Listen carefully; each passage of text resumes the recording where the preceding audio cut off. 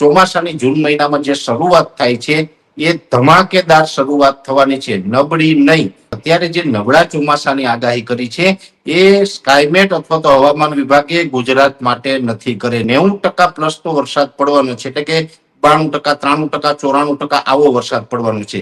જો ઘણી વખત આપણે સામાન્ય ચોમાસાની આગાહી કરવામાં આવે ત્યારે પણ લોકોની અંદર એક ડર ફેલાતો હોય છે કે ચોમાસું સામાન્ય એટલે કે નબળું રહેવાનું. ચોમાસું વહેલું આગળ વધશે, જેને કારણે નોર્મલ તારીખ જે 15 જૂન છે એની આસપાસ તો ગુજરાતમાં ચોમાસું પહોંચી જ જશે. કદાચ 10 થી 15% ઓછું રહે, પણ ચોમાસું એકદમ નબળું રહેશે અને ખેડૂતોને હાલાકી પડે અને શિયાળુ પાક પણ ન લઈ શકે. આવું વર્ષ થાય હવે કોઈ ડર રાખવાની જરૂર નથી. આ વર્ષે કદાચ અલ્નીનો સક્રિય થશે આવું તો બધા માને છે. 7 દનૈયા હતા એ લગભગ 90% વિસ્તારમાં સારા ગયા અને 10% વિસ્તારમાં મધ્યમ ગયા છે. હજુ પણ આવતીકાલે અખાત્રીજ છે.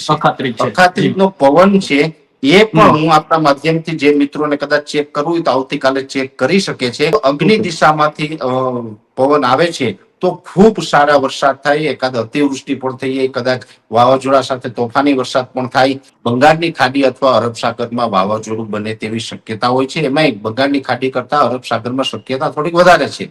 આપણે તો ભગવાનને પ્રાર્થના કરીએ કે સાયક્લોન ન બને તો સારું. હાલ જોઈએ તો આજે 18 એપ્રિલનો દિવસ છે અને આમ જોઈએ તો રાજ્યમાં અત્યારે ઊંચું તાપમાન છે તે જોવા મળી રહ્યું છે. ખાસ કરીને એપ્રિલ માસની શરૂઆત થતાની સાથે જે આપણે કંઈક માવઠું પડ્યું હતું, પરેશભાઈ જે રીતે આગાહી કરી હતી કે એપ્રિલના બીજા અઠવાડિયામાં હીટવેવ જે જોવા મળશે અને આપણે બીજા અઠવાડિયામાં હીટવેવ પણ જોવા મળ્યો.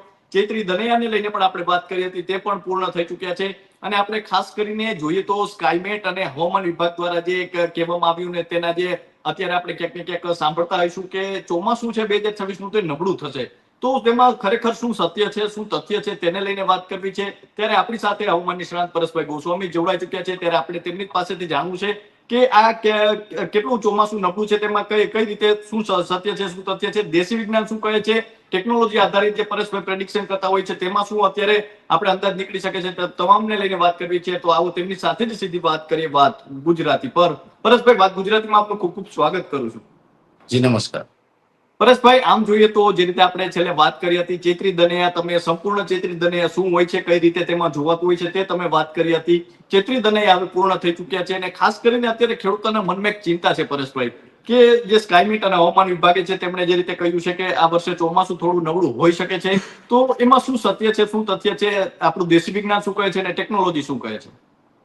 હવે કૃપાલસિંહભાઈ, પહેલી વાત તો એ છે કે સ્કાયમેટ વેધર છે એ ખાનગી સંસ્થા છે, કંપની છે, અને આઈએમડી એટલે કે ઇન્ડિયન મિટિયોરોલોજી ડિપાર્ટમેન્ટ, જેને આપણે ગુજરાતીમાં હવામાન વિભાગ કહીએ છીએ, આપણી સરકારી સંસ્થા છે.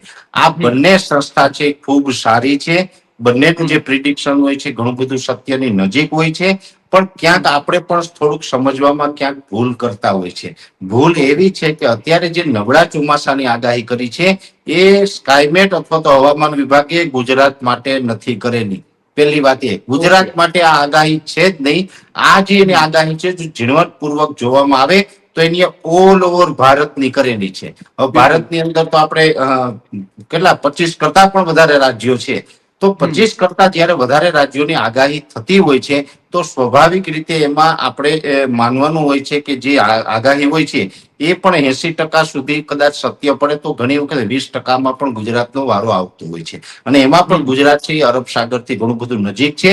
અને જે સ્કાયમેટ અને હવામાન વિભાગની આગાહી છે એમાં પણ એવું ચોક્કસથી જણાવવામાં આવ્યું છે કે ભાઈ 90% પ્લસ તો વરસાદ પડવાનો છે, એટલે કે 92%, 93%, 94% આવો વરસાદ પડવાનો છે.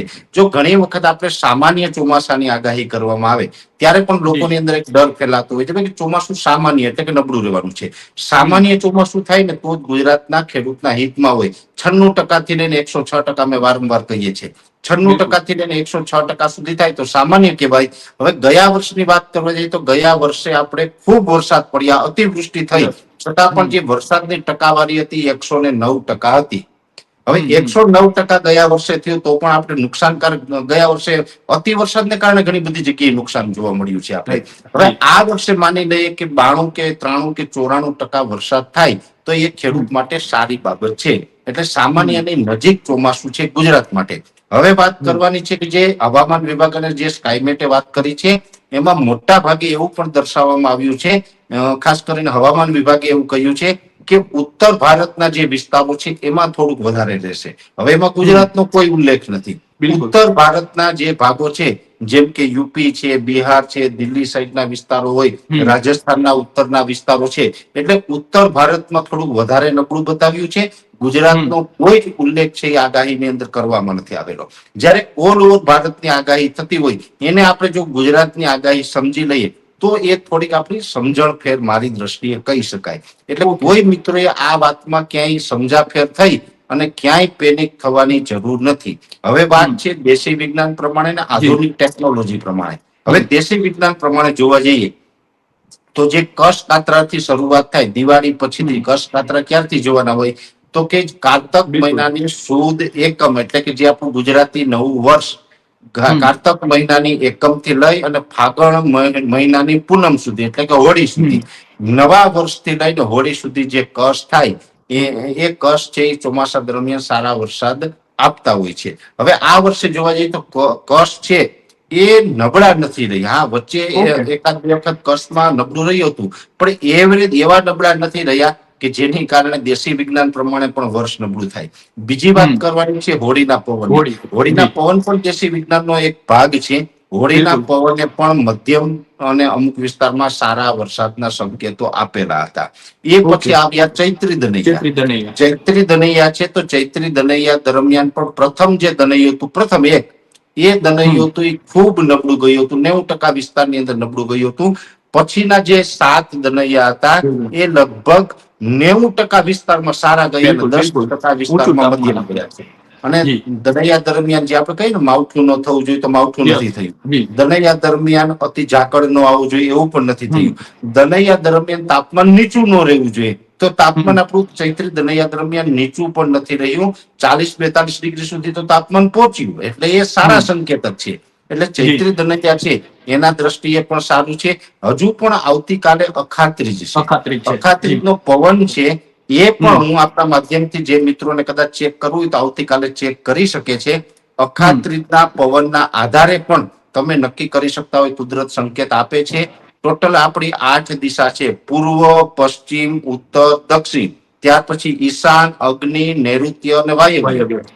હવે આ 4 દિશા છે એમાં મુખ્યત્વે જો સમજી લઈએ કે અગ્નિ દિશા, ભાઈ આપણે નૈઋત્ય દિશાનો પવન સવારે ફૂંકાય. હવે પવન જોવાનો સમય કયો તો કે કેલેન્ડરમાં જોવાનું સૂર્યોદય થાય, સવારે સૂર્ય ઉગે છે, સૂર્યોદય થાય એનાથી 96 મિનિટ અગાઉનો જે સમય હોય જોવાનો હોય. અને એમાં પણ 30 મિનિટનો જે શરૂઆતનો સમય છે એ ખૂબ મહત્વનો હોય છે. હવે એ સમયગાળા દરમિયાન જોવાનું કઈ જગ્યાએ તો એકદમ ખુલ્લા વાતાવરણમાં. કોઈ સિટીની અંદર જોઈએ તો હવાઓની દિશા ક્યારે ખ્યાલ આવતો નથી, એટલે ખેતરોમાં જઈને જોવાનું. ખાસ કરીને જોવાની પરફેક્ટ રીત એ છે કે ખુલ્લા ખેતરની અંદર ધુમાડો કરવામાં આવે તો ધુમાડો જે દિશામાં જશે તો એના ઉપરથી ખ્યાલ આવશે કે કઈ દિશામાંથી પવન આવે છે.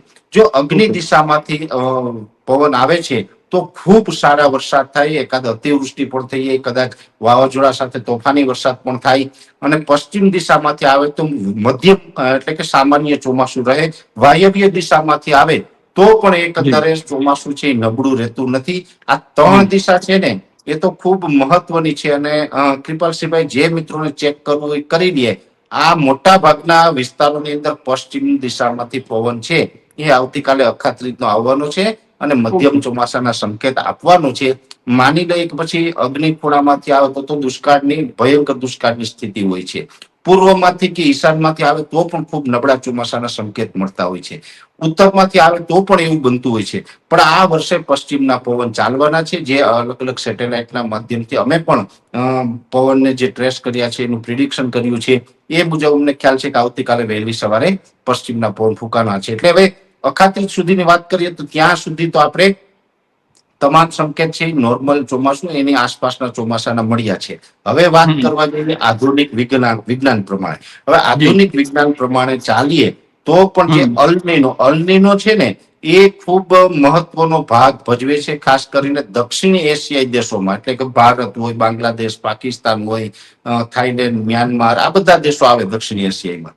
હવે આ દેશોમાં અલનીનો છે નબળો પ્રભાવ પાડતો હોય. અલનીનો એટલે કે જે પ્રશાંત મહાસાગરનું તાપમાન નોર્મલ કરતા ઊંચું જાય, જેને આપણે અલનીનો કહીએ છીએ.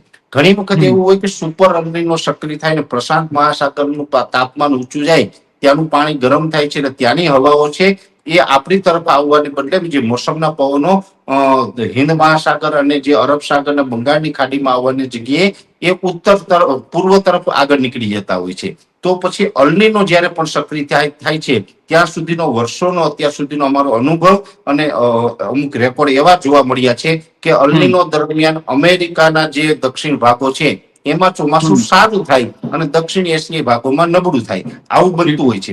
પણ ભૂતકાળમાં એવું પણ છે કે જો અલ્નીનો સક્રિય થયો હોય એ સમય જો આઈઓડી પોઝિટિવ રહે, આઈઓડી એટલે કે ઇન્ડિયન ઓશન ડાયપોલ, જે આપણે ઇન્ડિયન ઓશન છે એનો જે ડાયપોલ છે એ જો પોઝિટિવ રહે તો પણ ભારતનું ચોમાસું સારું રહેતું હોય, ભલે અલ્નીનો સક્રિય થાય.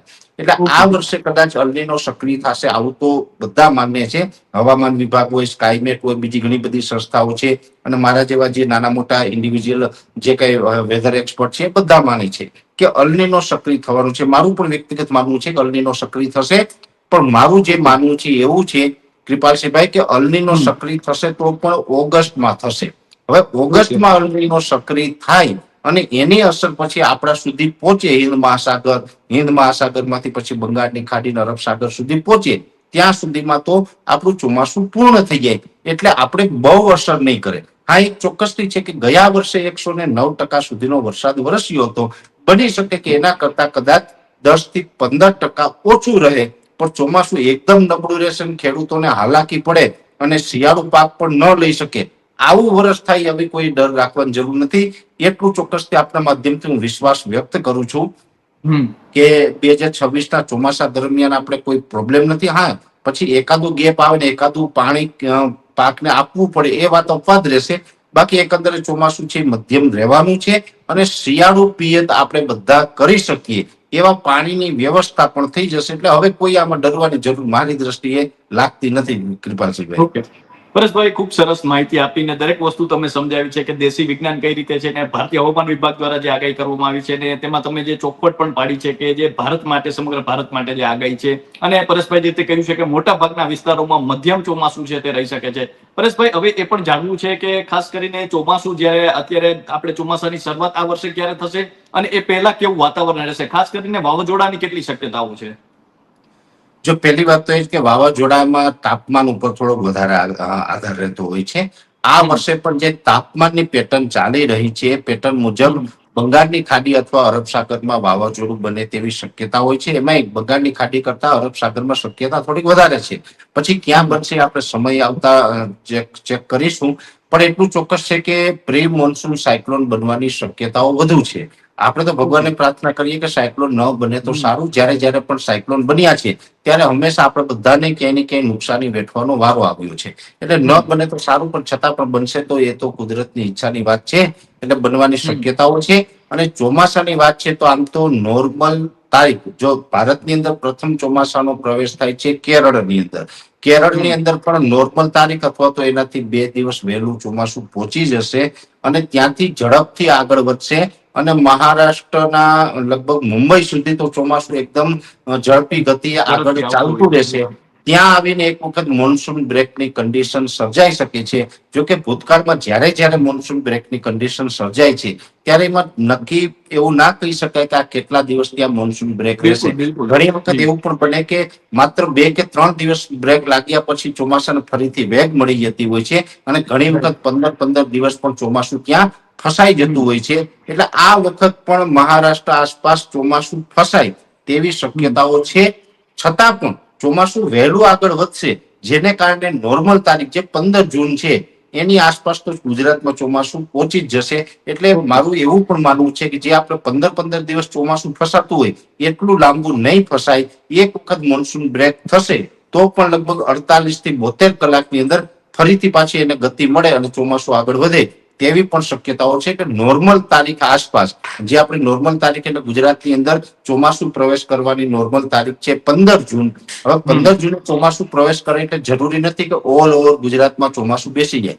ગુજરાતમાં ચોમાસું પ્રવેશ કરવાનું જે મુખ્ય દ્વાર કહેવામાં આવે છે એનું મુખ દ્વાર છે કે સૌ પ્રથમ ચોમાસું પ્રવેશ કરે છે વલસાડ જિલ્લામાં. વલસાડ જિલ્લામાં જો કૃપાલસિંહભાઈ ચોમાસું આવી ગયું હોય તો પછી ગુજરાતમાં ચોમાસાના શ્રી ગણેશ થઈ ગયા એવું ચોક્કસથી જાહેરાત થઈ શકતી હોય છે અને ત્યાં આપણે નોર્મલ તારીખે આવી જશે. પછી ધીમે ધીમે 30 જૂન સુધીમાં ઓલ ઓવર ગુજરાતનું ચોમાસું કવર કરી લે અને આ વર્ષે જૂન મહિનાની અંદર ખૂબ સારો વરસાદનું પ્રમાણ રહેશે. એટલે કે જૂન મહિનાની અંદર પરફોર્મન્સ નબળું નહીં હોય. ચોમાસાની જૂન મહિનામાં જે શરૂઆત થાય છે એ ધમાકેદાર શરૂઆત થવાની છે, નબળી નહીં. એટલે જૂન મહિનામાં તો ખૂબ સારા વરસાદ પડશે. પછી આગળનું જે જુલાઈ, ઓગસ્ટ, સપ્ટેમ્બર છે એના વિશે પણ અમે અમારું સર્વે જે આવશે આપના માધ્યમથી માહિતી આપશું. પણ ચોમાસું નોર્મલ તારીખ આવી જશે અને જૂન મહિનામાં ધમાકેદાર શરૂઆત પણ થઈ જશે. ઓકે પરેશભાઈ, અંતિમ પ્રશ્ન છે કે એપ્રિલ માસમાં કેવું વાતાવરણ રહેશે? તાપમાન શું ઊંચું જ રહેશે કે હજુ કોઈ માવઠાની શક્યતાઓ છે કે કેમ કે વાદળછાયું વાતાવરણ પણ હવે થઈ શકે છે? એપ્રિલ મહિના દરમિયાન કેવું વાતાવરણ રહી શકે છે? કૃપાલસિંહભાઈ, સ્વાભાવિક રીતે જ્યારે પણ પછી નોર્મલ કરતા ખૂબ ઊંચું તાપમાન જતું હોય છે ત્યારે આપણે વાદળ પણ પછી થઈ જતા હોય છે. બિલકુલ. એટલે અમુક જગ્યાએ વાદળ થાય એ અપવાદ છે. હમણાં અત્યારે જોવા જઈએ તો 40 થી 42 ડિગ્રીની રેન્જમાં તાપમાન ચાલી રહ્યું છે અને આ એક પ્રકારે હીટવેવ નો રાઉન્ડ છે. આ રાઉન્ડ છે એની અંદર 22 તારીખથી આપણે આંશિક રાહત મળશે. આંશિક એટલે 1 થી 2 ડિગ્રીની બહુ મોટી રાહત મળવાની શક્યતાઓ નથી. અને એ જે ટૂંકી રાહત છે એ પણ સમયની દ્રષ્ટિએ પણ ટૂંકી હશે. એ 25 તારીખ સુધી હશે. 25 તારીખથી ફરીથી પાછો હીટવેવ નો રાઉન્ડ ચાલુ થશે.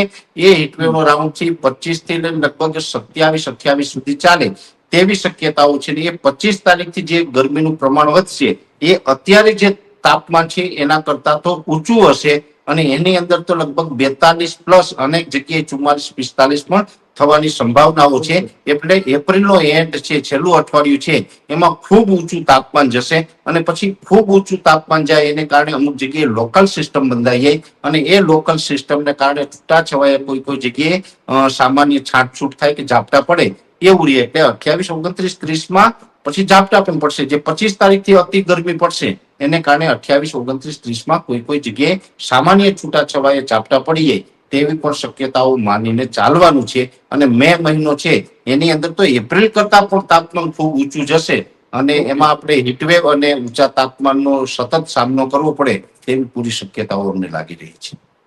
જી, તો પરેશભાઈ, અમારી સાથે જોડાવા બદલ અને આપનો કિંમતી સમય આપવા બદલ ખૂબ ખૂબ આભાર. તો આ હતા હવામાન નિષ્ણાંત પરેશભાઈ ગોસ્વામી. પરેશભાઈ જે રીતે વાત કરી છે, ખાસ કરીને તેમનો દાયકા વર્ષોનો અનુભવ છે અને સાથે જ જે દરેક જે આધુનિક ટેકનોલોજીથી માંડીને દેશી વિજ્ઞાન છે તેનું દરેક પ્રિડિક્શન તેઓ કરતા હોય છે અને ખાસ કરીને તેમની પાસે તેનું નોલેજ પણ છે.